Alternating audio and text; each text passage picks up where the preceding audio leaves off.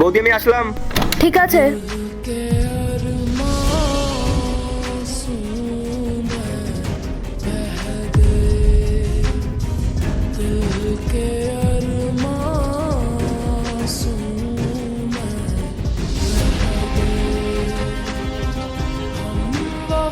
Hello baby, বলো। আমার বাড়িতে না কেউ নেই, তুমি তাড়াতাড়ি চলে আসো।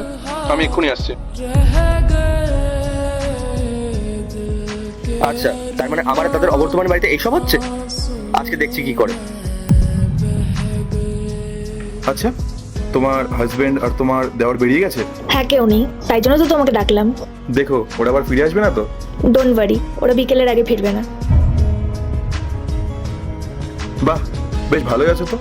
না হাজবেন্ডের টেনশন, না শ্বশুর শাশুড়ির টেনশন, না কোনো বাচ্চা কাচ্চার ঝামেলা।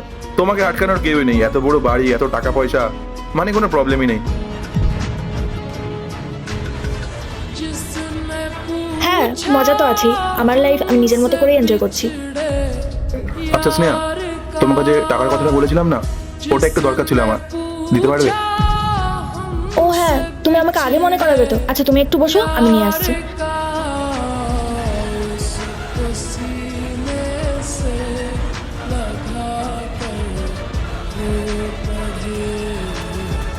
Thank you so much. বলছি, এখানে বসে এভাবেই গল্প করবে না ভেতরেও যাবে? হ্যাঁ, ভেতরে চলো।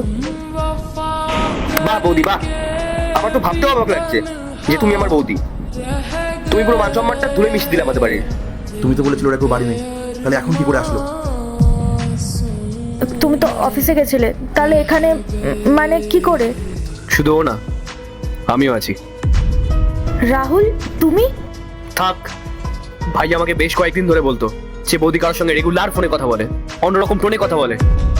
কিন্তু আমি ওর কথা বিশ্বাস করিনি, কারণ আমি তোমাকে ভালোবাসতাম, ভরসা করতাম। রাহুল, রাহুল তুমি বিশ্বাস করো, আমি কিছু করিনি।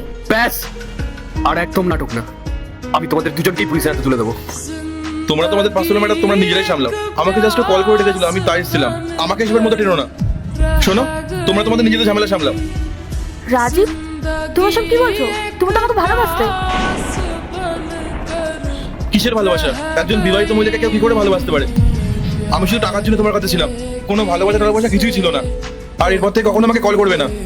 এই তুই বেরো ওখান থেকে, নইলে কিন্তু এখন পুলিশ ডাকবো।